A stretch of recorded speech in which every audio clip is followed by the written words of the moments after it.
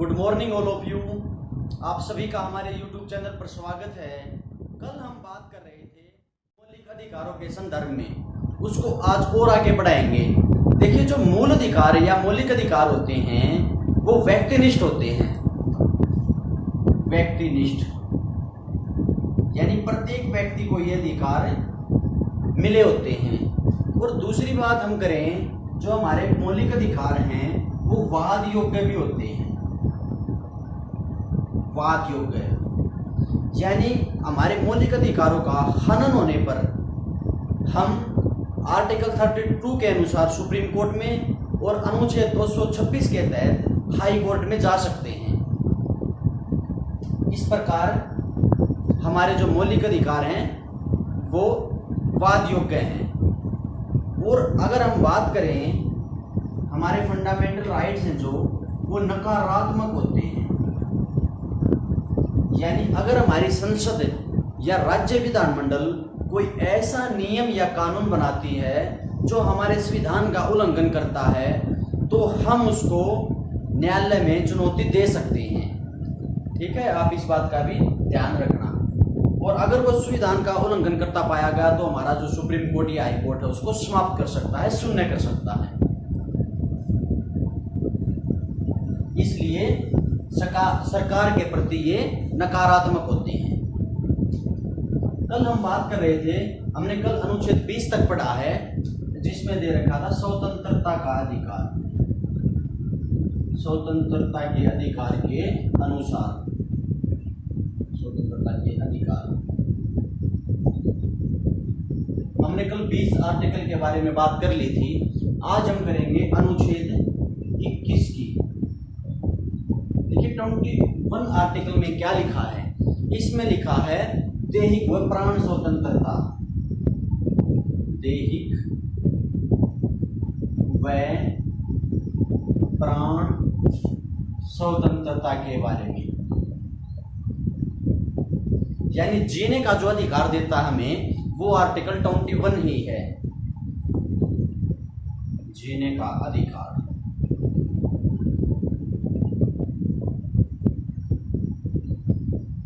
देखिए, इसके अंतर्गत हमारे सुप्रीम कोर्ट ने लगभग 60 से ज्यादा अधिकार हमें प्रदान किए हैं। तो उसी के बारे में कुछ महत्वपूर्ण अधिकारों के ऊपर हम बात करेंगे, चर्चा करेंगे।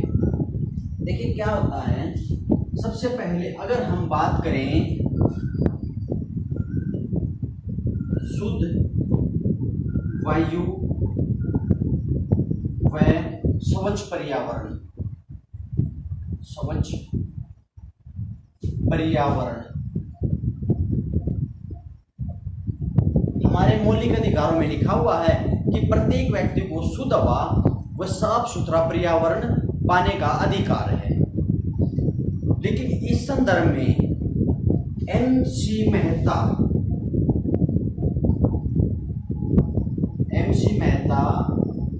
बनाम भारत संघ के नाम से मामला है।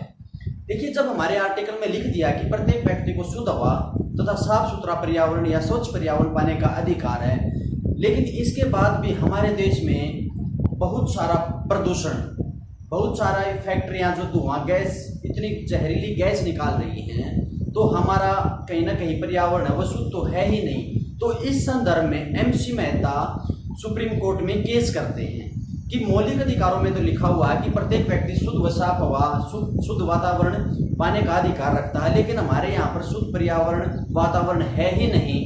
तो ये मामला जाता है सुप्रीम कोर्ट में। वैसे तो एमसी मेहता के नाम से बहुत सारे मामले पड़े हैं, इंटरनेट पे भी आप चेक कर सकते हैं, लेकिन ये मामला जाता है 1987 में। और एमसी मेहता सुप्रीम कोर्ट में अपना तथ्य रखते हैं कि मौलिक अधिकारों में तो लिखा हुआ है, लेकिन हमारे जो सरकारें हैं, हमारा जो राज्य है वो हमें प्रदान नहीं करा पा रहा शुद्ध वातावरण। तो इस संदर्भ में सुप्रीम कोर्ट कहता है कि प्रत्येक व्यक्ति को साफ सुथरा वातावरण व शुद्ध हवा पाने का अधिकार है। और इस संदर्भ में उन्होंने राज्य को कहा कि इसके अनुसार आप कानून बनाएं, नियम बनाएं, जिसके बाद लगभग सभी राज्यों ने इस संदर्भ में कानून बनाए हैं। और स्कूलों में भी पर्यावरण का अध्ययन इसी मामले के से प्रेरित होकर किया जाता है। तो आप इस बात का ध्यान रखना। MC मेहता इन्होंने हमारे इस संदर्भ में बहुत सारे केस सुप्रीम कोर्ट में कर रखे हैं। तो एक है शुद्ध वायु व स्वच्छ पर्यावरण पाने का अधिकार। फिर हम बात करें, अगर हम बात करें अपील करने का अधिकार, सभी व्यक्तियों को अपील करने का अधिकार है कि वो अगर उनके साथ कोई अन्याय हो रहा है तो वो सुप्रीम कोर्ट या हाई कोर्ट में या निचले वाले जो न्यायालय हैं, अधीनस्थ न्यायालय जिनको बोलते हैं, उनमें अपील कर सकते हैं। उसके बाद अगर हम बात करें तो प्राथमिक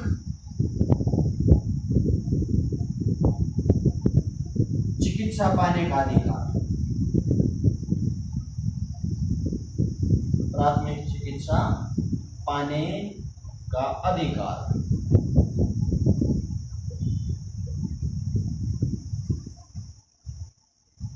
देखिए क्या होता है, एक मामला हुआ था, उसके बारे में हम थोड़ी सी रोशनी डालना चाहते हैं। परमानंद कटारा एक नाम के व्यक्ति थे।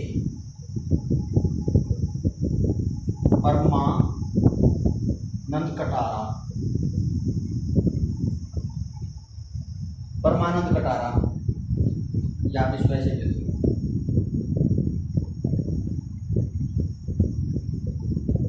ये परमानंद कटारा ये सरकारी नौकरी में एक क्लर्क थे। तो ये क्या है, सुबह सुबह अपने स्कूटर या मोटरसाइकिल से सड़क से ऑफिस जा रहे थे। तो रास्ते में एक ट्रक से इनका एक्सीडेंट हो जाता है और वो ट्रक वाला इनका एक्सीडेंट करके भाग जाता है। ये काफ़ी टाइम रोड पर पड़ा रहता है। उसके आधा घंटे के बाद पुलिस आती है और पुलिस इसको उठाकर थाने में ले जाती है और अज्ञात ट्रक वाले के खिलाफ रिपोर्ट की जाती है। इसके बाद पुलिस इसको हॉस्पिटल में लेके जाती है और हॉस्पिटल में ले जाते समय इनकी मृत्यु हो जाती है, परमानंद कटारा जी की। उसके बाद क्या होता है, जब ये सड़क से धार जाते हैं तो इनके घर वालों ने पुलिस वालों के ऊपर FIR करा दी कि अगर पुलिस समय से आई होती और इसको थाने या चौकी न ले जाकर डायरेक्ट हॉस्पिटल में लेकर गई होती तो आज कटारा जी जीवित होते, यानी जिंदा होते। तो फिर ये मामला सुप्रीम कोर्ट में गया तो न्यायालय ने इसके बारे में कहा कि प्राथमिक चिकित्सा पाना सभी का अधिकार है, कि पहले व्यक्ति की जान बचाना जरूरी है, उसको जितना जल्दी हो सके हॉस्पिटल में ले जाएं। और डॉक्टरों का भी ये कर्तव्य बनता है, ये ड्यूटी बनती है कि वो व्यक्ति की जान को बचाएं। और अगर प्राइवेट हॉस्पिटल में लेके जाते हैं और प्राइवेट हॉस्पिटल वाले इसका इलाज या किसी व्यक्ति का इलाज नहीं करते हैं तो उस व्यक्ति की मौत के जिम्मेदार वो खुद होंगे। तो इस संदर्भ में सुप्रीम कोर्ट ने कहा कि प्राथमिक चिकित्सा पाने का अधिकार भी आर्टिकल 29 के अंतर्गत है। तो इस बात का भी आप ध्यान रखना। उसके बाद हम बात करें तो स्वच्छ भोजन व आश्रय पाने का अधिकार।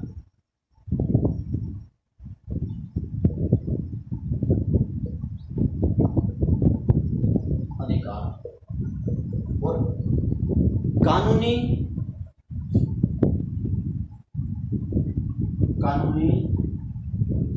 सलाह लेने का अधिकार, कानूनी सलाह का अधिकार। देखो, स्वच्छ या भोजन या आश्रय पाने का अधिकार भी कहीं ना कहीं हमारा मौलिक अधिकार है। और आप देख सकते हैं कि प्रत्येक मोस्टली राज्यों में भोजन के लिए तथा आश्रय के लिए बहुत सारी व्यवस्था की जाती है। इसके अंतर्गत ही आता है कानूनी सलाह का अधिकार। मान लो अगर कोई व्यक्ति निर्धन है, वो गरीब है और वो कोई मामला हो जाता है, अगर उस इतना निर्धन है कि वो सुप्रीम कोर्ट या हाई कोर्ट या न्यायालय में नहीं जा सकता तो उसकी मदद राज्य करेगा, उसकी मदद सरकारें करेंगी और उसको कानूनी सहायता प्राप्त कराएंगी। तो आप इसका बात का भी ध्यान रखना, ये भी हमारे आर्टिकल 21 में मौलिक अधिकारों के अंतर्गत आता है। इसके बाद हम अगर बात करना चाहें विदेश घूमने का अधिकार, विदेश घूमने का अधिकार,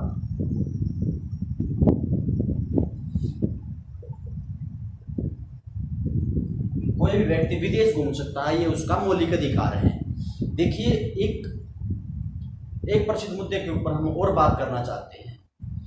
आप सभी को पता है 1975 में तत्कालीन प्रधानमंत्री इंदिरा गांधी ने आपातकाल लगाया था और उस आपातकाल के दौर में इंदिरा गांधी के छोटे पुत्र यानी संजय गांधी और हरियाणा के पूर्व मुख्यमंत्री चौधरी बंसीलाल जी, उन्होंने यानी संजय गांधी और बंसीलाल ने मिलकर उस समय आपातकाल का जितना फायदा उठाया था वो उसके अलावा किसी ने इतना फायदा नहीं उठाया था।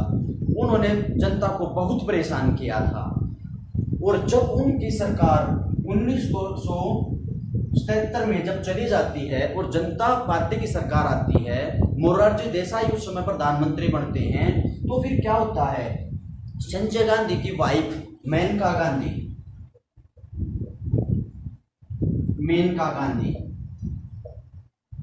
1978 में इनका पासपोर्ट जब्त कर लिया जाता है, क्योंकि उस समय की सरकार को लग रहा था कि कहीं ना कहीं ये विदेश भाग सकते हैं। और इन्होंने जब सरकार ने पता चला कि मेनका गांधी विदेश जाना चाहती है, तो उस सरकार ने इसका पासपोर्ट जब्त कर लिया, क्योंकि इन्होंने उस समय आपातकाल के समय जनता पर बहुत ज़्यादा जुल्म ढाए थे।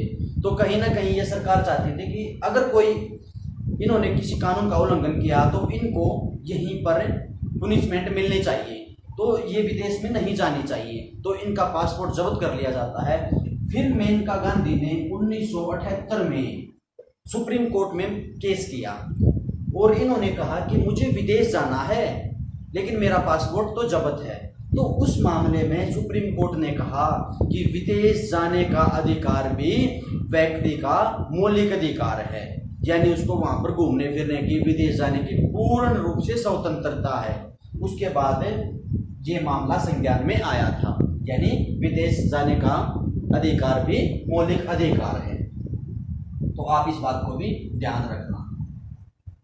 उसके बाद है अंतरजातीय विवाह करने का जो अधिकार है वो भी मौलिक अधिकारों के संदर्भ में आता है, यानी आप इंटरकास्ट शादी कर सकते हैं। इसके बाद अगर हम बात करें, इसमें मरने का अधिकार नहीं है, आप इस बात को और ध्यान रखना। इसमें मरने का जो अधिकार है, मरने का अधिकार नहीं है। और इसके अंतर्गत कोई भी सार्वजनिक स्थान पर धूम्रपान नहीं कर सकता।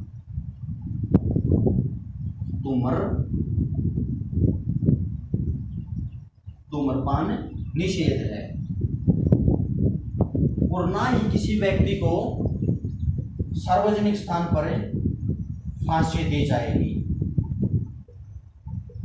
किसी भी व्यक्ति को, चाहे उसने कोई भी जुर्म किया हो, उसको सार्वजनिक स्थान पर फांसी नहीं दी जाएगी। ये उसका फंडामेंटल राइट्स है। आप इसको बात को भी ध्यान रखना। देखो, मरने का अधिकार के बारे में हम थोड़ी सी चर्चा करना चाहते हैं।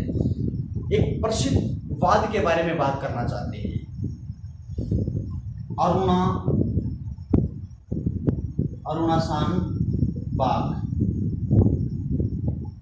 अरुणासान जो बाग थी, अरुणासान के बारे में एक अरुणासान बाग क्या थी?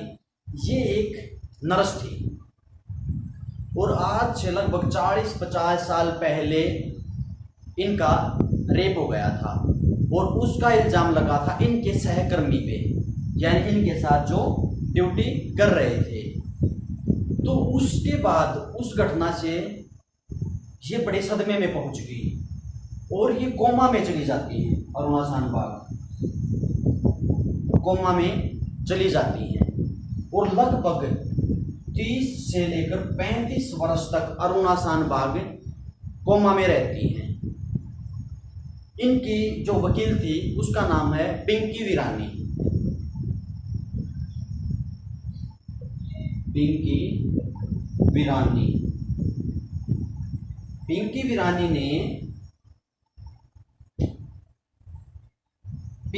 इनकी वकील हैं और ये मामला फिर सुप्रीम कोर्ट में जाता है और पिंकी वीरानी ने सुप्रीम कोर्ट में कहा कि जो अरुणा सांझी हैं वो लगभग 30-35 साल से कोमा में हैं और कोमा की हालत को आप सभी को पता होगा कि कोमा की हालत कैसी होती है, ना व्यक्ति उस हालत में जी पाता है और ना ही मर पाता है।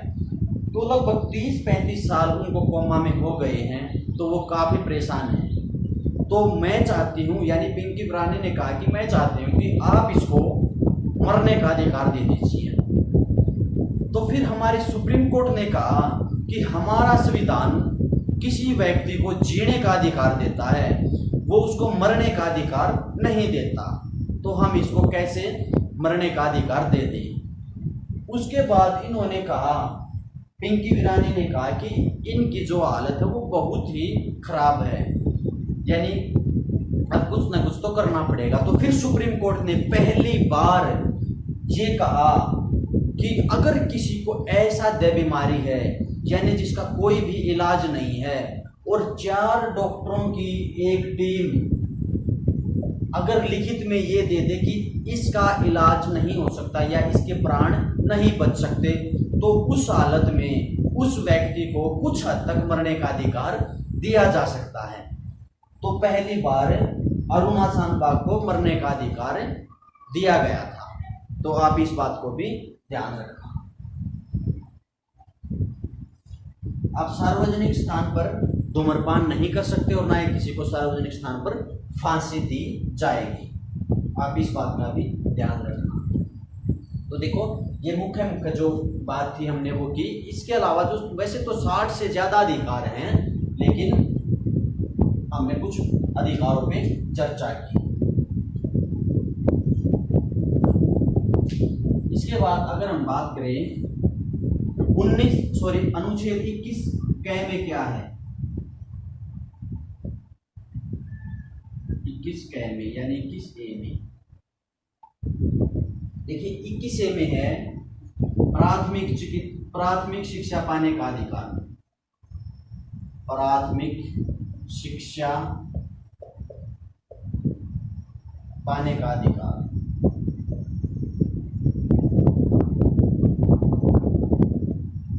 21 में है प्राथमिक शिक्षा पाने का अधिकार। देखिए, मोहिनी जैन का एक बड़ा ही एक मामला हुआ था फेमस, और मोहिनी जैन के मामले में सुप्रीम कोर्ट ने कहा कि 6 से लेकर 14 वर्ष के बच्चों को 6 से लेकर 14 वर्ष तक के बच्चों का अधिकार होगा, और फिर इसको फंडामेंटल राइट्स के अंतर्गत माना है। तो आप इस बात को भी ध्यान रखना। इसके बाद अगर हम बात करना चाहें, जो भारतीय दंड संहिता है, भारतीय दंड संहिता धारा 309 के अनुसार अगर कोई व्यक्ति आत्महत्या की कोशिश करता है तो उसको असंवैधानिक, अवैध तथा दंडनीय अपराध माना है। ठीक है, आप इस बात को भी ध्यान रखें।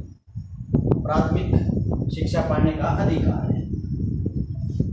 इसके बाद अगर हम बात करना चाहें, देखो, और इसको जो शिक्षा है इसको 86वें संविधान संशोधन के माध्यम से 2002 में इसको जोड़ा गया था। आप इस बात को भी ध्यान रखना, ये काफी इंपॉर्टेंट संशोधन है, 86वां संविधान संशोधन 2002। क्योंकि किसके है तो के में अगर सब क्लोज आर्टिकल जुड़ा हुआ है तो वो किसी न किसी संशोधन के माध्यम से जुड़ता है। फिर हम बात करेंगे अगले आर्टिकल के बारे में। देखिए, जो हमारा अनुच्छेद, आप इसको 21 ए भी या 21 क भी लिख सकते हैं। अनुच्छेद 22, अनुच्छेद जो 22 है वो क्या कहता है? वो कहता है गिरफ्तारी या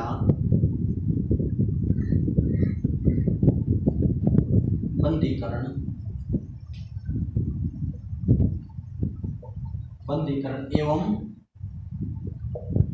निरोध का संरक्षण, निरोध का संरक्षण। हमारा जो 22 आर्टिकल है वो कहता है गिरफ्तारी या बंदीकरण एवं निरोध का संरक्षण के बारे में बताता है। देखो ये क्या होता है, देखो 22(1) में क्या लिखा हुआ है, इसमें अगर किसी व्यक्ति को गिरफ्तार कर लिया गया तो उसके संबंध में कुछ अधिकार हैं। 22(1) में लिखा है अगर किसी व्यक्ति को गिरफ्तार कर लिया जाता है तो उसको अपनी गिरफ्तारी का कारण जानने का पूरा अधिकार है। यानी कारण जानने का अधिकार कि मुझे किस जुर्म में आपने बंदी बनाया है या गिरफ्तार किया है, इसकी जानकारी देता है हमारा अनुच्छेद 22 का फर्स्ट भाग। उसके बाद हम बात करें, दूसरी बात बताता है गिरफ्तार हुआ व्यक्ति अपनी पसंद का कोई भी वकील कर सकता है, ठीक है, जो उसकी तरफ से तथ्य पेश करे या उसकी तरफ से कुछ बोले। मनपसंद का अधिवक्ता से वो बात कर सकता है, उसको हायर कर सकता है। और अगर 22(2) में क्या लिखा हुआ है, तो 22(2) में लिखा हुआ है उसको निर्धारित समय के अंदर मजिस्ट्रेट के सामने पेश करना होगा। निर्धारित समय के अंदर मजिस्ट्रेट के सामने पेश करना होगा।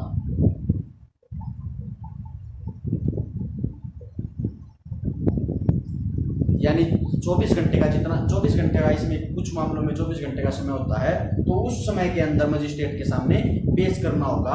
पुलिस को ये बतलाता है हमारा आर्टिकल 22 का 2 सब क्लोज। देखिए आप इस बात को ध्यान रखना, इसके अंदर छुट्टियां जब होती हैं तो वो समय काउंट नहीं होता। मान ले छुट्टियां हैं, अगर किसी को सैटरडे को गिरफ्तार किया तो अगले दिन की संडे की छुट्टी है, तो वो उसमें काउंट नहीं होगी। आप इस बात का भी ध्यान रखना। और ना ही इसमें आवागमन का जो समय होता है वो भी इसमें काउंट किया जाता है। यानी रास्ते में जितना समय लगा है उसको लाने में, वो भी इसमें नहीं जोड़ा जाता है। देखिए ये बात बताता है हमारा आर्टिकल 22 का तो सब कुछ। इसके बाद हम बात करेंगे आर्टिकल 22 में जो निवारण निरोधक कानून है वो क्या होता है। निवारण निरोधक कानून आर्टिकल 22 में ही लिखा हुआ है। ये निवारण निरोधक कानून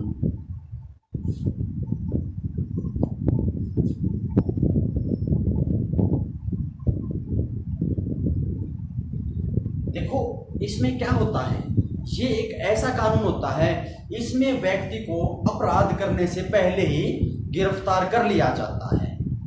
और ये अगर हमारा कोई शत्रु देश है या हमारा जो दुश्मन देश है उसके व्यक्तियों को भी हम इसके कानून के अनुसार गिरफ्तार कर सकते हैं। और उन व्यक्तियों को जिनको या तो वो शत्रु देश के हैं या किसी को निवारण निरोधक कानून में गिरफ्तार किया गया है, तो उसको वो जो 3 बातें हमने अभी इससे पहले करी थी, मनपसंद का अधिवक्ता, कारण जानने का या मजिस्ट्रेट के सामने पेश करने का अधिकार, इन व्यक्तियों को इस कानून के द्वारा जिनको गिरफ्तार किया तो उनको वो अधिकार प्राप्त नहीं है। तो आप इस बात का भी ध्यान रखना। इसमें क्या होता है, ये देश की सुरक्षा को मद्देनजर रखते हुए इन कानूनों को बनाया जाता है और इसके अनुसार इनकी गिरफ्तारी होती है। इसमें क्या होता है, इसमें 3 महीने तक पुलिस कस्टडी में रखा जाता है। इसके बाद हाई कोर्ट के जज की अध्यक्षता में एक समिति का गठन होता है, उसमें 3 सदस्य होते हैं। अगर 3 महीने से ज़्यादा समय अगर पुलिस बढ़वाना चाहती है या हमारी सरकार बढ़वाना चाहती है तो हाई कोर्ट के जज की अध्यक्षता में एक समिति बनेगी। तो वो समिति अगर सिफारिश करे तो इस समय सीमा को बढ़ाया जा सकता है। ठीक है, आप इस बात का भी ध्यान रखना। देखो हम कुछ ऐसे कानूनों पर बात करेंगे।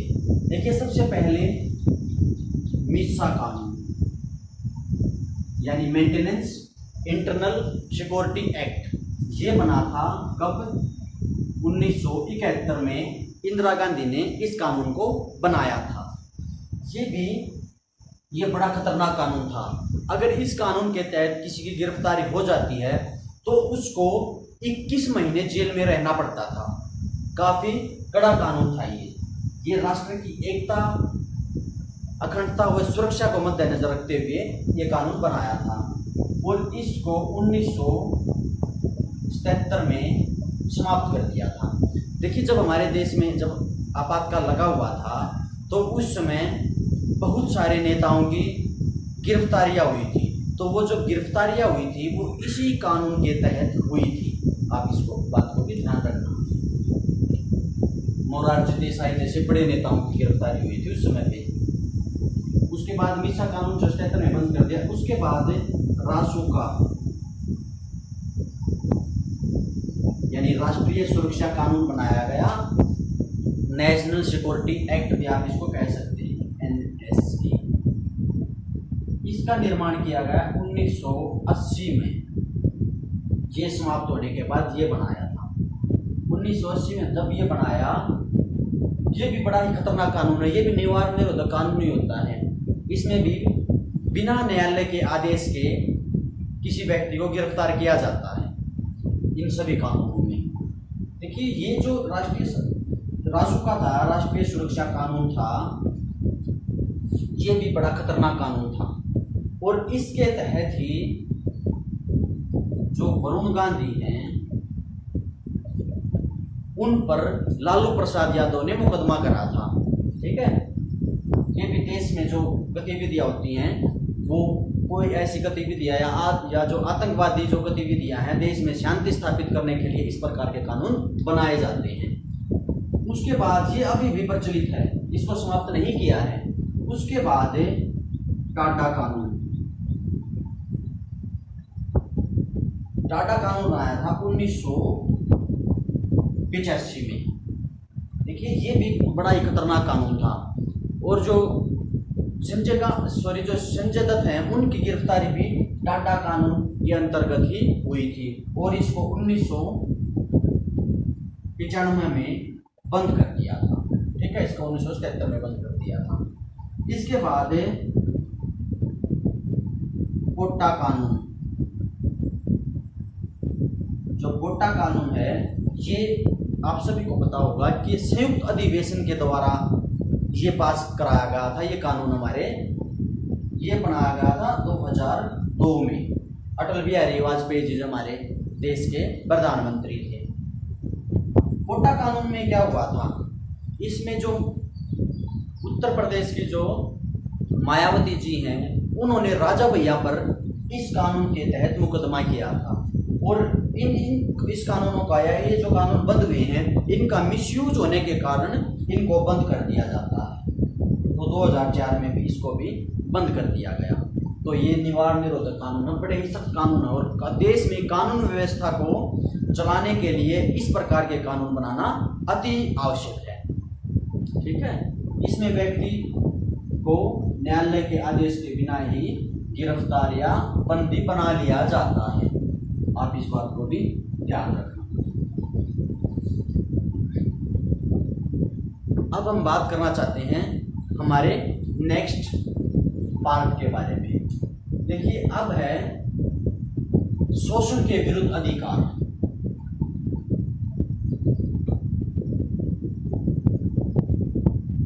शोषण के विरुद्ध अधिकार हमारा जो तीसरा मुख्य आर्टिकल है।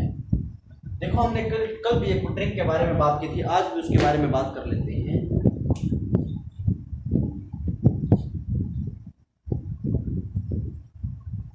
समस्त शोध संस्कृति के उपचार हैं। ये ट्रिक है, इसके माध्यम से आप याद कर सकते हो कि कौन सा आर्टिकल या कौन सा जो हमारा मौलिक अधिकार है वो किस के आगे पीछे आ रहा है या किस श्रेणी में आ रहा है। तो सम से समानता का अधिकार, सच से स्वतंत्रता का अधिकार, सोच से शोषण के विरुद्ध अधिकार, धैर्य से धार्मिक स्वतंत्रता का अधिकार, संस्कृति एवं शिक्षा का अधिकार और उपचार से संवैधानिक उपचारों का अध्ययन। तो अब हम बात करना चाहते हैं हमारे तीसरा जो मौलिक अधिकारों के संदर्भ में है, शोषण के विरुद्ध अधिकार। ठीक है, देखो इसमें क्या है, इसके अंतर्गत आता है आर्टिकल 23। इसमें क्या दिया है, इसमें दिया है बलात् श्रम पर प्रतिबंध, बलात् श्रम पर प्रतिबंध।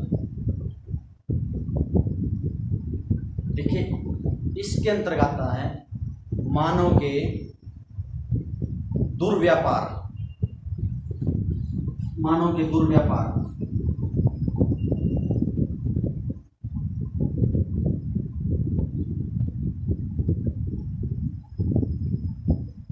मानव के दुर्व्यापार पे इस आर्टिकल के तहत प्रतिबंध लगा है। यानी पहले जो दास प्रथा होती थी ना, उसको भी इसी के अनुसार समाप्त कर दिया गया है। और इसमें दिया हुआ है बिना पैसों के कोई मजदूरों से काम नहीं कराएगा। यानी कोई भी ऐसा व्यक्ति है जो कहीं पर कार्य कर रहा है तो उसको बिना उसके पैसों के या बिना तनख्वाह के काम नहीं करा सकते। और इसके तहत ही आता है मानव के व्यापार। पहले कोई मानव की खरीद बिक्री नहीं कर सकता, यानी मानव के व्यापार के अंदर खरीद बिक्री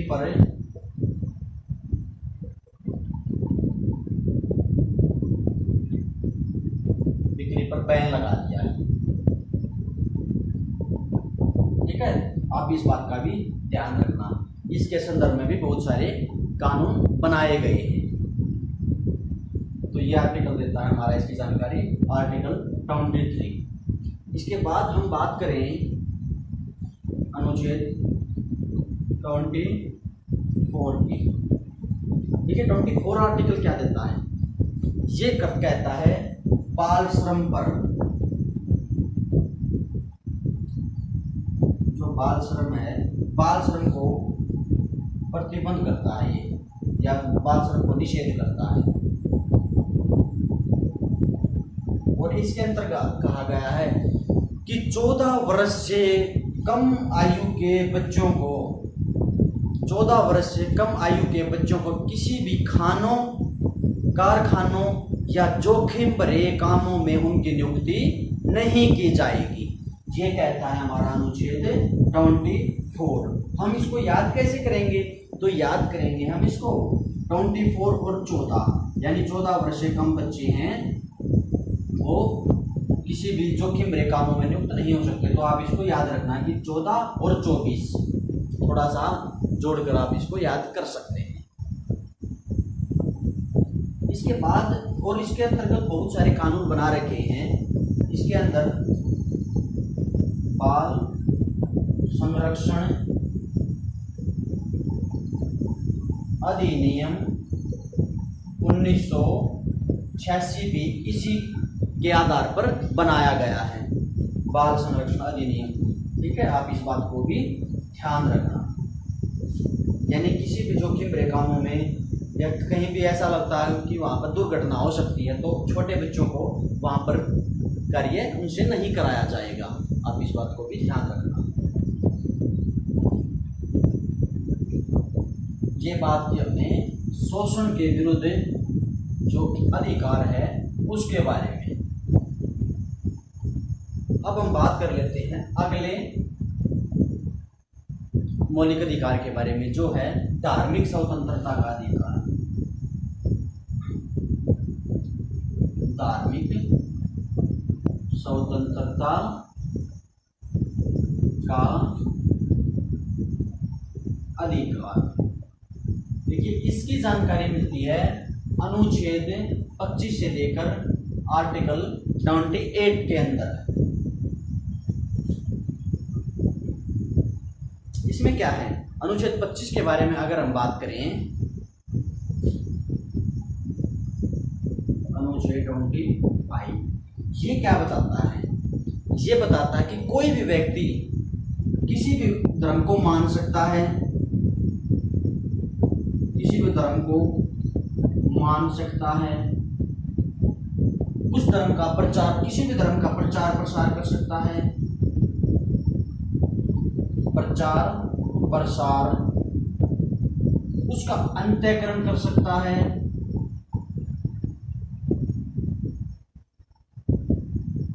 और उसका आचरण कर सकता है। यानी कोई भी व्यक्ति किसी भी धर्म को मान सकता है, उसका प्रचार प्रसार कर सकता है, अंत्यकरण तथा आचरण की भी स्वतंत्रता जो ये आर्टिकल 25 देता है। किसी भी को भी कोई भी प्रतिबंध नहीं है, वो किसी भी धर्म को अपना सकता है, किसी भी धर्म को मान सकता है। देखिए जो धर्म परिवर्तन होता है वो भी इसी आर्टिकल का आधार होता है, ठीक है। और इसमें एक बात और मुख्य लिखी हुई है, वो क्या है कि हिंदू धर्म के मंदिर सभी के लिए खुले होंगे। तो ये बात भी हमारी लिखी हुई है 25 आर्टिकल में, आप इस बात का भी ध्यान रखना। उसके बाद हम अगले आर्टिकल की अगर बात करें, अनुच्छेद 26, इसमें क्या लिखा है, कोई भी व्यक्ति अपने धर्म से संबंधित संस्थाओं का प्रबंध कर सकता है, संस्थाओं का प्रबंध कर सकता है। यानी कोई भी व्यक्ति अपने धर्म की संस्थाओं का प्रबंध कर सकता है, उनका पालन पोषण कर सकता है, या उसमें प्रशासन या उसमें किसी व्यक्तियों को अगर नियुक्त करना हो तो उसका भी उसको अधिकार है, ठीक है। यानी धर्म की प्रबंध कर सकता है संस्थाओं का। देखिए जो ये स्वतंत्रताएं दी हुई हैं इनमें कुछ शर्तें भी हैं, ठीक है। स्वतंत्रता का मतलब ये नहीं होता कि किसी को कुछ भी करने का लाइसेंस मिल गया, उसको हमारे संविधान के दायरे के अंदर रहकर ही उन स्वतंत्रताओं में रहना पड़ता है। इसके अंतर्गत लोक व्यवस्था,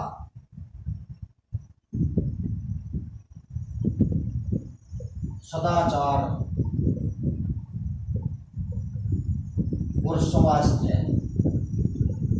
इन तीनों चीजों को ध्यान में रखकर ये स्वतंत्रताएं दी गई। यानी किसी को लोक व्यवस्था में कोई प्रॉब्लम नहीं होनी चाहिए, राज्य को सदाचार में या स्वास्थ्य में किसी को कोई भी परेशानी नहीं होनी चाहिए। तो ये बात आप ध्यान रखना।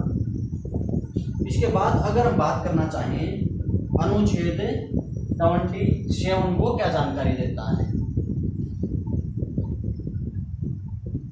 तो अनुच्छेद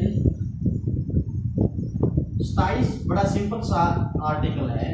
ये क्या बतलाता है, ये कहता है कि सरकार किसी भी धर्म को उठाने के लिए या उसका विकास करने के लिए किसी भी व्यक्ति को टैक्स देने के लिए बाध्य नहीं कर सकती। यानी राज्य किसी धर्म को बढ़ावा देने के लिए व्यक्तियों को बाध्य नहीं कर सकते कि वो टैक्स दें, पैसे दें। ये बात इसमें दे रखी है अनुच्छेद 27 में, ठीक है। आप इस बात का भी ध्यान रखना। इसके बाद धार्मिक स्वतंत्रता के अंतर्गत जो अंतिम आर्टिकल है वो है 28। जो 28 आर्टिकल है वो क्या कहता है, इसमें है किसी भी शिक्षण संस्थान में धार्मिक शिक्षा नहीं दी जाएगी। शिक्षण संस्थाएं हैं जो शिक्षण संस्थाओं में धार्मिक शिक्षा निषेध है, धार्मिक शिक्षा निषेध है, यानी वहां पर धार्मिक शिक्षा नहीं दी जाएंगी अगर वो सामान्य शिक्षण संस्थान है तो। देखिए तमिलनाडु में इस आर्टिकल के तहत वहां के हाई कोर्ट ने आदेश दिया कि वहां के शिक्षण संस्थानों में वंदे मातरम को अनिवार्य कर दिया। आप इस बात का भी ध्यान रखना। लेकिन जो मुख्य उद्देश्य हैं जिन संस्थाओं के, वहाँ पर शिक्षण संस्थाएं, उन शिक्षण संस्थाओं में धार्मिक शिक्षा दी जा सकती है। हम उनके बारे में अनुच्छेद 30 जब करेंगे जब उनकी बात करेंगे। लेकिन ये आर्टिकल कहता है कि शिक्षण संस्थाएं, जो सामान्य जो शिक्षण संस्थान हैं, वहाँ पर किसी भी धर्म की शिक्षा नहीं दी जा सकती। इस बात को आप ध्यान रखना। अगला हमारा आर्टिकल है संस्कृति व शिक्षा का अधिकार। देखिए ज्यादा लंबी क्लास हो जाएगी, उस आर्टिकल को हम कर लेंगे अपनी अगली क्लास में। तो आज हम अपनी क्लास को यहीं विराम देते हैं। आप सभी का बहुत बहुत धन्यवाद।